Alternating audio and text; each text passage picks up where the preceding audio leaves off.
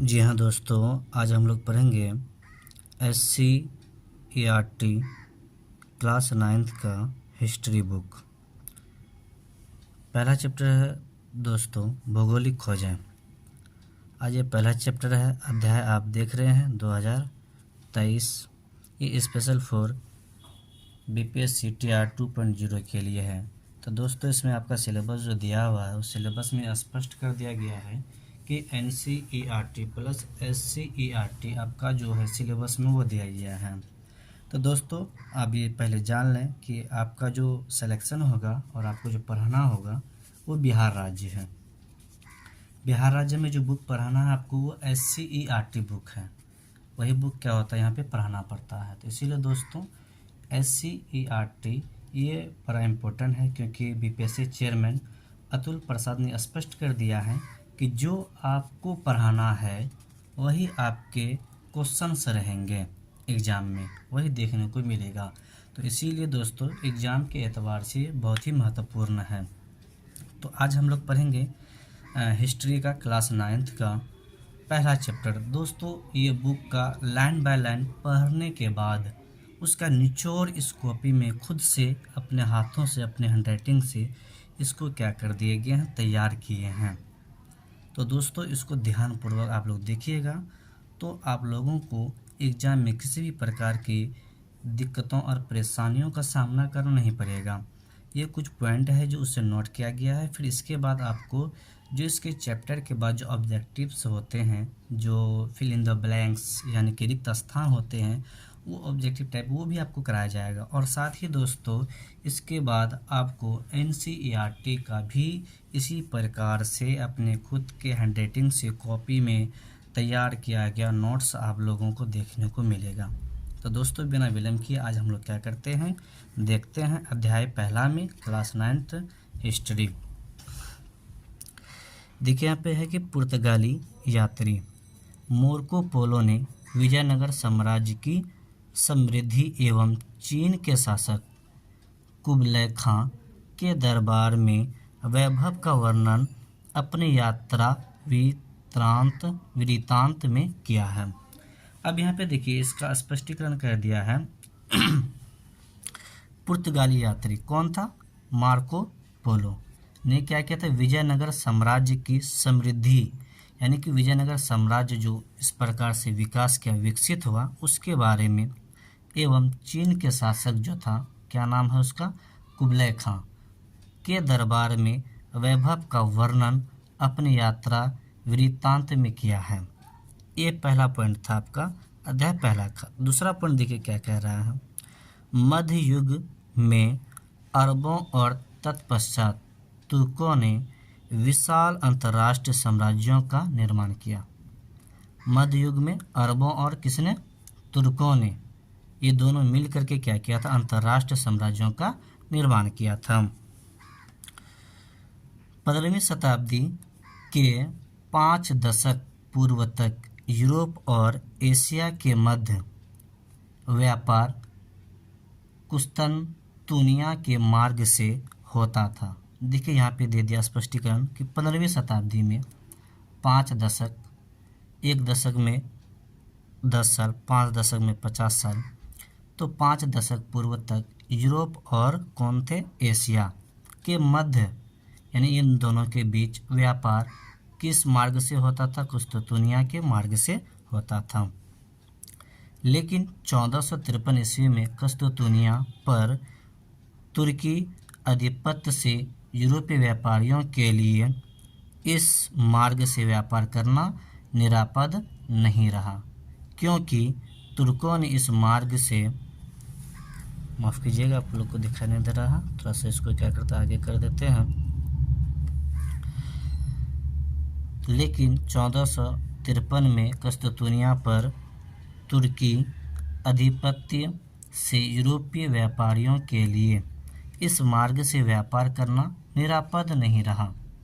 अब वो क्या होने लगे कि ये जो व्यापारिक मार्ग जो था यूरोप वासियों के लिए, वो अब इससे क्या होने यानी व्यापार नहीं करने लगे। रीज़न क्या है, क्योंकि तुर्कों ने इस मार्ग से व्यापार के बदले भारी कर वसूलना शुरू कर दिया था। यानी कि यहाँ से जाने के लिए उसे क्या कर दिया, ज़्यादा से ज़्यादा यूरोप के जो व्यापारी थे उसको ज़्यादा से ज़्यादा क्या करना पड़ता था, टैक्स देना पड़ता था। यानी कि भारी से भारी कर वसूलना शुरू कर दिया था। तो अत्यधिक टैक्स लग रहा था उसको, इसी वजह से वो क्या कर दिया, ये मार्ग से जाना बंद कर दिया था। अगला पॉइंट देखिए आपका क्या कह रहा है। अगला पॉइंट में स्पष्टीकरण कर दिया है यहाँ पे कि यूरोप वासियों ने कंपास का ज्ञान अरबों से सीखा।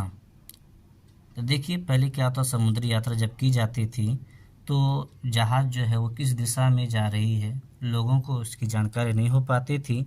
तो लोग डरते थे कि कहीं हम क्या करें, समुद्र में जाके ना मिल जाएं, तो फिर वहाँ से आना उसके लिए कठिन हो जाता था, एक प्रकार यूँ समझिए नामुमकिन हो जाता था। तो इसीलिए क्या कर दिया गया, कंपास का क्या कर दिया गया, आविष्कार किया गया। और फिर जाकर के तब उसी दिशा का ज्ञान होने लगा कि हम किस दिशा में जा रहे हैं, और लोगों को क्या हो गया कि जाने में किसी प्रकार की परेशानी नहीं होती थी इससे, जब कंपास का ज्ञान हो गया था। तो आता है कि कंपास का ज्ञान यूरोप वासियों ने किससे सीखा था, तो इसका आंसर हो जाएगा अरबों से सीखा था। तो यूरोप वासियों ने कंपास का ज्ञान अरबों से सीखा। दूसरा पॉइंट देखिए क्या है, पुर्तगालियों ने एक नई किस्म के हल्के और तेज, ध्यान दीजिएगा, हल्के और तेज चाल से चलने वाले जहाज, नाम क्या है उसका, कैरावल बनाए। तो पूछेगा कि कैरावल जहाज किसने बनाया, तो पुर्तगालियों ने। तो कैरावल जहाज किस किस्म के थे, आएगा आपका हल्के और तेज, भारी और भरकम, भारी और तेज, इस प्रकार से आपको क्या करेगा, गुमराह करने के लिए क्वेश्चन में रहेगा। तो देखिए दोस्तों, कभी कभी एग्जाम में क्या होता है, आपको लाइन बाय लाइन कभी कभी पूछ लेता है, लाइन उठा करके डाल दिया आपको, तो वहाँ पे आपको परेशानी हो जाएगी। इसीलिए हमने क्या किया, लाइन बाय लाइन पढ़ने के बाद इम्पोर्टेंट जो बिंदु है उसको मैंने क्या किया, इस कॉपी में नोट कर लिया है। तो इसीलिए पुर्तगालियों ने एक नई किस्म के हल्के और तेज चाल से चलने वाले जहाज कैरावल बनाए। 1492 ईस्वी में क्रिस्टोफर कोलंबस द्वारा अमेरिका की खोज की गई। ये भली भांति आप लोग भी जानते होंगे, ये आपका एससीईआरटी में दिया हुआ है। फिर देखिए अगला पॉइंट आपका दे रखा है कि 1498 ईस्वी में पुर्तगाल का एक साहसी नाविक वास्को डी गामा उत्तमासा अंतरिप होते हुए भारत के मालाबार तट, जो कि कहाँ पे है, केरल के कालीकट में स्थित है, तक पहुँच गया, जहाँ स्थानीय शासक जमोरिन द्वारा उसका स्वागत किया गया। तो दोस्तों भारत का जो खोज किया गया था वो वास्को डी गामा के द्वारा किया गया था। ये 1498 में कहाँ आए, तो भारत आए थे। भारत में केरल जहाँ वो जो कहाँ है, कालीकट है स्थान, वहाँ पे आए थे। और केरल का जो शासक था जमोरिन था, उसने क्या किया था, वास्को डी गामा का स्वागत किया था। और दूसरी बात, ये जो आए थे इसको यहाँ लाने वाले जो व्यापारी थे वो भारत के ही थे, अब्दुल मजीद थे, उसी के सहायता से वास्को डी गामा कहाँ पहुँचे थे, भारत पहुँचे थे। तो चलिए हम लोग अगला पॉइंट आगे देखते हैं हम। जमोरिन द्वारा उसका स्वागत किया गया। अब देखिए वास्को डी गामा की सफलता के पीछे कुछ नवीन संसाधनों यानी नया संसाधन का भी योगदान था। भारत के एक व्यापारी अब्दुल मजीद की भेंट वास्को डी गामा से दक्षिण अफ्रीका, कहाँ पे हुई थी, दक्षिण अफ्रीका में हुई, तथा इसी के सहयोग से उसे भारत आने का सीधा मार्ग मिल गया। तो ये जो थे आपका अब्दुल मजीद, ये दक्षिण अफ्रीका व्यापारी करने के लिए गए थे। वहाँ पे एक व्यापारी दूसरे व्यापारी से जानते हैं किस प्रकार से घुल मिल जाते हैं, तो ऐसे बात विचार हुआ होगा। और फिर क्या किया कि आपसी भाईचारा काफ़ी बढ़ जाने की वजह से भी इसने क्या कर दिया, वास्को डी गामा का सहायता किया भारत आने में। तो यहाँ पे स्पष्ट कर दिया गया है, अब्दुल मजीद की भेंट वास्को डी गामा से दक्षिण अफ्रीका में हुई तथा इसी के सहयोग से उसे भारत आने का सीधा मार्ग मिल गया। अगर क्या होता, अब्दुल मजीद नहीं रहते तो वास्को डी गामा हो ना हो भारत नहीं पहुंच पाते, या हो सकता परेशानी का सामना करना पड़ता। अगला पॉइंट है कि वास्को डी गामा द्वारा भारत से लाए गए वस्तुओं को 26 गुना मुनाफे पर यूरोपीय बाजारों में बेचा गया। वास्को डी गामा जो भारत आए थे, भारत से क्या किया, भारत से यहाँ से मसाला लेके गए थे सर्वप्रथम। मसाला में आपका क्या था, काली मिर्च था, वो लेके गए थे। तो इसमें इस पॉइंट में स्पष्ट कर दिया गया है कि वास्को डी गामा द्वारा यानी भारत से वो भी जो भी वस्तु लेके जा रहे थे ना, तो उसको वो क्या करते थे कि अपने वहाँ यूरोप में क्या करते थे, वो 26 गुना, अगर यहाँ पे 1 रुपये में लेके गए वो, तो वहाँ 26 रुपये में उसे बेचा करते थे। इतना मुनाफा उसको होती थी यहाँ पे। तो इसलिए यहाँ पे दिया है कि वास्को डी गामा द्वारा भारत से लाए गए वस्तुओं को 26 गुना मुनाफे पर यूरोपीय बाज़ारों में बेचा गया, यानी कि 26 गुना में से बेचा करते थे। तो ये भी ऑब्जेक्टिव में आपको देखने को मिल सकता है कि वास्को डी गामा द्वारा भारत से लाए गए वस्तुओं को कितने गुना में बेचा जाता था यूरोपीय बाज़ारों में। तो रहेगा आपका 24, 25, 26, 27। तो इस प्रकार से क्या कर देगा, श्रेणी दे देगा ताकि आप क्या हो जाएं, कन्फ्यूज हो जाएं। तो उसमें ध्यान रखना है कितना गुना है, 26 गुना में वो बेचा करते थे। अब हम लोग देखते हैं दूसरा पॉइंट। अब यहाँ पे देखिए अगला जो है अमेरिका, यानी कि अर्थात नई दुनिया की खोज यूरोपियनों की एक नई उपलब्धि थी जिसे 1492 में ही कोलंबस ने प्राप्त किया था। देखिए नई दुनिया, अमेरिका को नई दुनिया कहा गया था और इसकी जो खोज है 1492 में कौन किया था, कोलंबस ने ही किया था। अब देखिए यहाँ पे अगर आपको अमेरिका ने दे करके दे देगा कि नई दुनिया की खोज कब की गई थी, तो क्या रहेगा आपका 1492 रहेगा। किसने किया था, तो कोलंबस ने किया था। अब देखिए अगला पॉइंट है आपका, कोलंबस ने अमेरिका को भारतीय उपमहाद्वीप का हिस्सा समझा। कोलंबस ने क्या समझा, अमेरिका को भारतीय उपमहाद्वीप का एक हिस्सा समझा था और यहाँ के निवासी को उसी ने क्या कहा था, रेड इंडियन कहा था।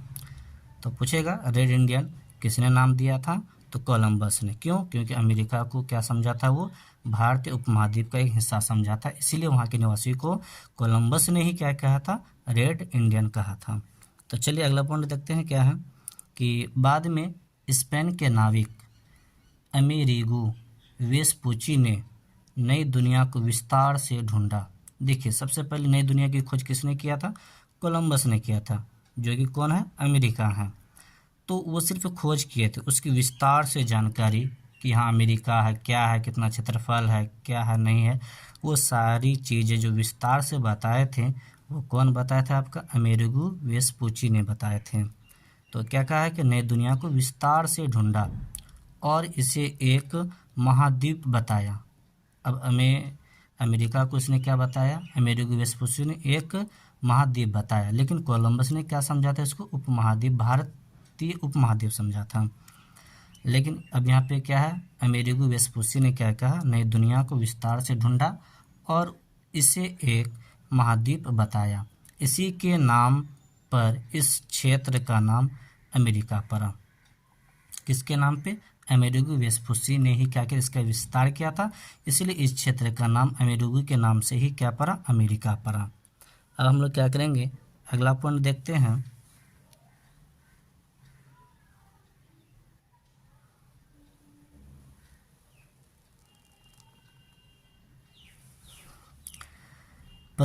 ईस्वी में मैगलन ने पूरी दुनिया का चक्कर लगाया। देखिए बहुत ही इम्पोर्टेंट ये पॉइंट है। 1519 में आएगा क्वेश्चन कि पूरा दुनिया का चक्कर किसने और कब लगाया, तो मैगलन ने लगाया था। कब लगाया था, 1519 ईस्वी में। पूरी दुनिया का चक्कर जहाज से लगाया और यह धारणा पुष्ट हो गई कि सभी समुद्र एक दूसरे से जुड़े हैं, क्योंकि ये क्या किए थे, जहाज से ही चक्कर लगाए थे, पानी जहाज जिसको हम लोग बोलते हैं, उसी से क्या किए चक्कर लगाए थे और तब जाकर के इसको मालूम चला कि सभी समुद्र क्या एक दूसरे से जुड़े हुए हैं, तो उसे व्यापार करने में किसी प्रकार की परेशानी नहीं होगी। इसीलिए पहले क्या होता था कि पानी जहाज के माध्यम से ही व्यापार होता था। अभी के जैसा क्या था, इस प्रकार से रोड वगैरह ये सारी सुविधाएं पहले नहीं थी, जिस पे क्या करे वो गाड़ी वगैरह से, वाहन वगैरह से सामान को ढो सके, ऐसी कोई व्यवस्था पहले नहीं थी। कैप्टन कुक ने ऑस्ट्रेलिया की खोज 1770 ईस्वी में की। ऑस्ट्रेलिया की खोज किसने की थी? कैप्टन कुक ने की थी। कब की थी? 1770 ईस्वी में की। साथ ही न्यूजीलैंड के द्वीपों का भी पता लगाया। कौन? आपका जो कैप्टन कुक है। ऑस्ट्रेलिया का तो खोज किया ही, लेकिन न्यूजीलैंड के द्वीप जो है उसका भी क्या कर दिया, इसने पता लगाया। और यहाँ पे देखिए क्या है आपका कि सर जॉन और सेबास्टिन कैबोट ने न्यूफाउंडलैंड के द्वीपों का पता लगाया। तो न्यूफाउंडलैंड का जो द्वीप है इसका पता किसने लगाया था? सर जॉन ने लगाया था। और उसके साथ कौन थे? सेबास्टिन थे। अगला पॉइंट देखिए क्या है। 16वीं शताब्दी के पूर्वार्ध तक लगभग समस्त दुनिया की जानकारी यूरोप को हो चुकी थी, क्योंकि यूरोप वाले क्या करते थे, ये पूरा का पूरा लगे हुए थे और तरह तरह के खोज वगैरह में इसका बहुत बड़ा योगदान था। ये हमेशा क्या करते थे, कुछ नया करने के फिराक में ये रहते थे और ये क्या करते थे, एक पर एक नया खोज करते जा रहे थे, जिससे इसने क्या कर दिया था कि पूरा का पूरा खोज कर लिया था। समस्त दुनिया की खोज इसने कर ली थी, यूरोप को हो चुकी थी, क्योंकि वो व्यापार के माध्यम से क्या होता है, हर क्षेत्र में जाते थे, नए नए क्षेत्र का निर्माण करते थे, ताकि ये जिस नए क्षेत्र में जाएंगे वहाँ क्या होगा, ज़्यादा से ज़्यादा मात्रा में ये अपने वस्तु को बेच पाएंगे और ज़्यादा से ज़्यादा मुनाफा कमा पाएंगे और ज़्यादा से ज़्यादा और जल्द से जल्द ये क्या बन सकेंगे, पूंजीपति बन सकेंगे। अमेरिकी महाद्वीप को यूरोपीय द्वारा नई दुनिया कहा गया। इससे पहले भी हम लोग पढ़ चुके हैं, क्योंकि कोलंबस की यात्रा से पूर्व इसकी कोई जानकारी नहीं थी। अगर क्या होता, कोलंबस यात्रा पे नहीं निकलते तो उसे बहुत सारी चीज़ों की जानकारी नहीं हो पाती, नई दुनिया की जानकारी नहीं हो पाती। पूरी दुनिया समुद्र से जुड़े हुए हैं, ये भी जानकारी उसे नहीं प्राप्त हो सकती, वो सारी जानकारी उसे प्राप्त हुई। अगला पॉइंट है आपका, नए देशों की खोज के पूर्व यानी पहले व्यापार मुख्य रूप से भूमध्य सागर और बाल्टिक सागर तक ही सीमित था, क्योंकि लोगों को उतना ज्ञान नहीं था कि किस किस ओर से जाने का रास्ता है, और लोगों के पास दिशा सूचक यंत्र भी नहीं था कि हम किस दिशा में जा रहे हैं, जिससे वो जाने में क्या होता है, डरते थे कि हम चले जाएंगे फिर रिटर्न हम आ पाएंगे या नहीं आ पाएंगे।